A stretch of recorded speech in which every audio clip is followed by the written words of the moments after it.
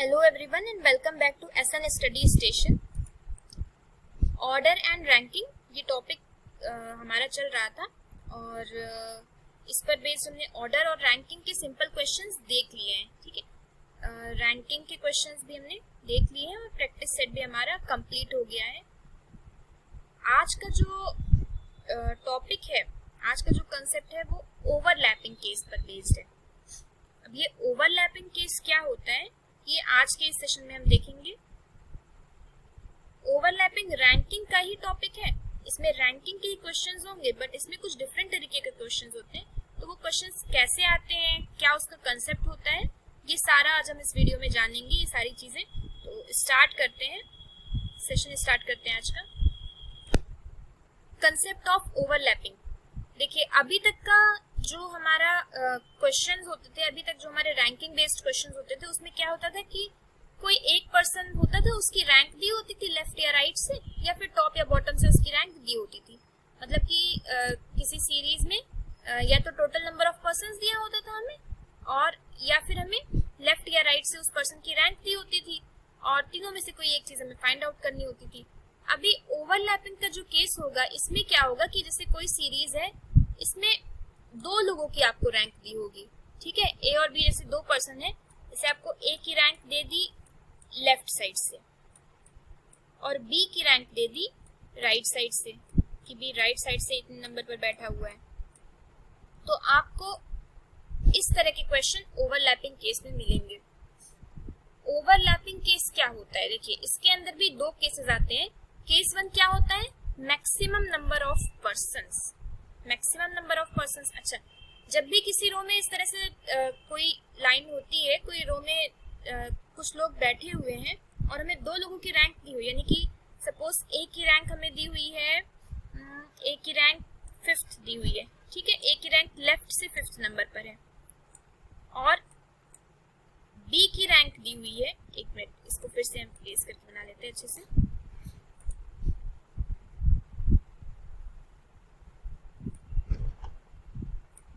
यहाँ पर ए यहाँ पर बैठा हुआ है, ठीक है, और बी यहाँ पर बैठा हुआ है. सपोज ए की रैंक जो है वो लेफ्ट से दी हुई है 5th नंबर, और बी की रैंक जो दी हुई है वो राइट से दी हुई है 3rd नंबर. सपोज ये 3rd नंबर पर दिया हुआ है. ठीक है, ये हो गया 3rd नंबर. अब आपको हाँ, और एक और चीज दी होती है, टोटल नंबर ऑफ पर्सन्स, कितने लोग इस रो में बैठे हुए हैं. ठीक है, तो अच्छा, जितने भी लोग बैठे हुए हों, और आपको फिर ये क्वेश्चन पूछता है कि ए और बी के बीच में कितने लोग आ रहे हैं. ठीक है, इनके बीच में कितने लोग बैठेंगे. इस तरह का क्वेश्चन होता है. या तो फिर क्या होता है कि ए और बी की रैंक दी होती है अलग अलग पोजीशन से, लेफ्ट या राइट से, और इनके बीच में कितने लोग बैठे हैं वो दिया होता है, और आपको टोटल नंबर ऑफ पर्सन्स निकालना होता है, ये भी दिया होता है. अच्छा, तो इस तरह का जो भी केस होता है कि ए लेफ्ट से 5th नंबर पर है और बी राइट से 3rd नंबर पर है, तो क्या ये इस तरह से भी नहीं बन सकता है कि ए लेफ्ट से 5th नंबर पर आए और वो यहाँ पर बैठे, और बी राइट से 3rd नंबर पर आए और वो यहाँ पर बैठे. ऐसे भी तो हो सकता है ना, जरूरी नहीं कि सिर्फ ये वाला केस ही बने, ये वाला केस भी तो बन सकता है ना कि ए इधर से यहाँ पर आए और बी इधर से यहाँ पर आए. तो ये दोनों ही केस आज हम इस वीडियो में डिस्कस करेंगे. यही दोनों केसेस होते हैं ओवरलैपिंग के. ठीक है, केस वन क्या होता है, अच्छा ये हम पहचानेंगे कैसे कि वो दोनों इस तरह से बैठे हैं या फिर इस तरह से बैठे हुए हैं. तो इसको पहचानने के लिए अगर टोटल नंबर ऑफ पर्सन्स जो हैं वो लेफ्ट और राइट के मिला के उनसे ज्यादा है, मतलब कि कहने का मतलब है कि ए की रैंक लेफ्ट से दी हुई है 5th और बी की रैंक राइट से दी हुई है 3, तो दोनों को मिला के कितना हो रहा है, 8 हो रहा है.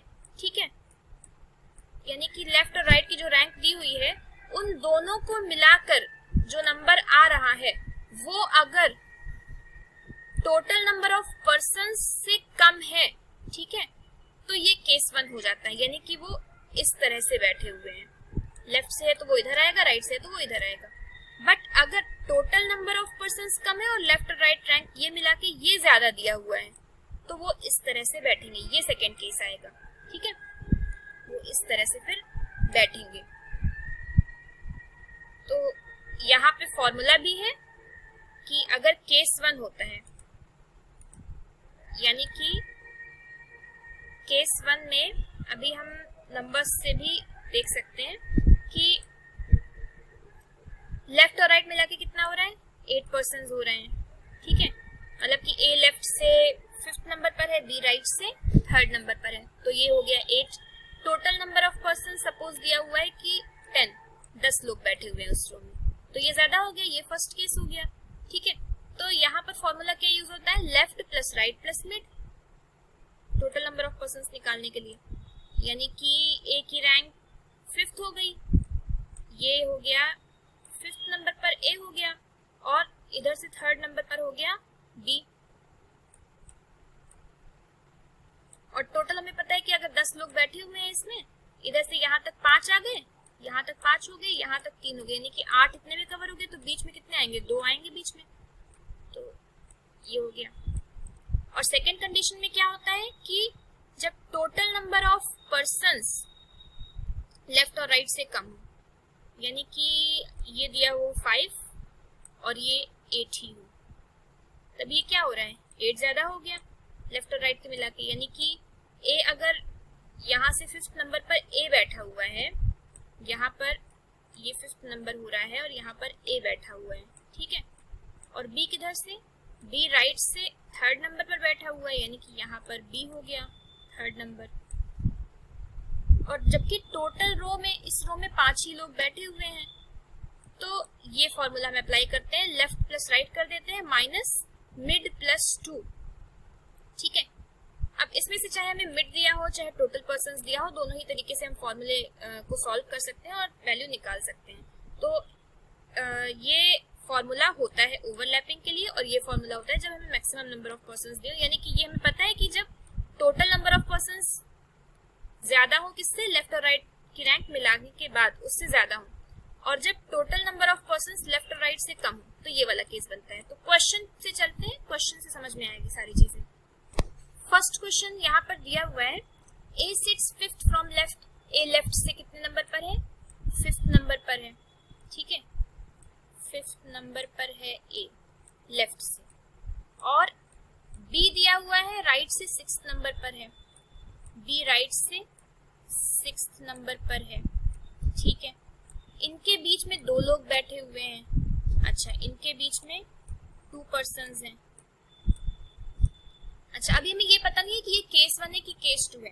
देखिए आगे क्वेश्चन क्या कह रहे हैं, हमें टोटल नंबर ऑफ पर्सन्स दिया हो तो उससे हम पता लगा सकते हैं, बट यहाँ पे क्या है, हमें पूछा गया है find maximum number of persons, how many maximum number of persons can sit in the row. Maximum number यानी कि ये केस 1 ही है, इसी तरह से ओवरलैप नहीं कर रहा है एक सिंगल लाइन में, मतलब कि इधर से लेफ्ट से 5वें नंबर पर ए बैठा हुआ है और राइट से 6ठे नंबर पर बी बैठा हुआ है, और इनके बीच में 2 लोग हैं। तो मैक्सिमम नंबर ऑफ पर्सन्स के लिए सिंपल हम क्या करते हैं, left plus right plus mid, इनके बीच में कितने लोग हैं, तो लेफ्ट से ए की रैंक है 5, राइट से बी की रैंक है 6, और इनके बीच में है 2 लोग, सब मिला के कितना आएगा, 6 5 11 प्लस 2 13, ऑप्शन नंबर बी। कभी कभी ऐसे भी दिया होता है कि टोटल आपको नहीं दिया होता है और आपको ये पूछ लेते हैं कि मैक्सिमम नंबर ऑफ पर्सन्स कितने हैं, या फिर मिनिमम पूछ लेगा, तो मिनिमम पूछेगा तो ये ओवरलैपिंग का केस हो जाएगा। आगे चलते हैं, सेकेंड क्वेश्चन वही वाला सेम क्वेश्चन है। देखिए A sits 5th from left, B sits 6th from right and 2 persons उनके बीच में बैठे हुए हैं। यहाँ पे आपको मिनिमम नंबर ऑफ पर्सन्स पूछा है, यहाँ पे भी टोटल नंबर ऑफ पर्सन्स नहीं दिए हुए हैं, बस आपको यहाँ पे मिनिमम नंबर ऑफ पर्सन्स पूछ रहे हैं, यानी कि ये ओवरलैपिंग केस 2 है, यानी कि ए लेफ्ट से 5th नंबर पर है और बी राइट से है, कितने नंबर पर है, 6th नंबर पर है, ठीक है। ये हो गया ए और यहाँ पर हो गया बी, और इनके बीच में कितने लोग बैठे हुए हैं, इनके बीच में है 2 लोग,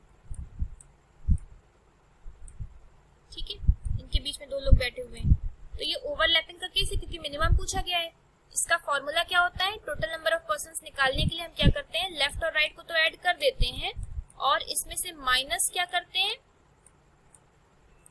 माइनस मिड प्लस 2।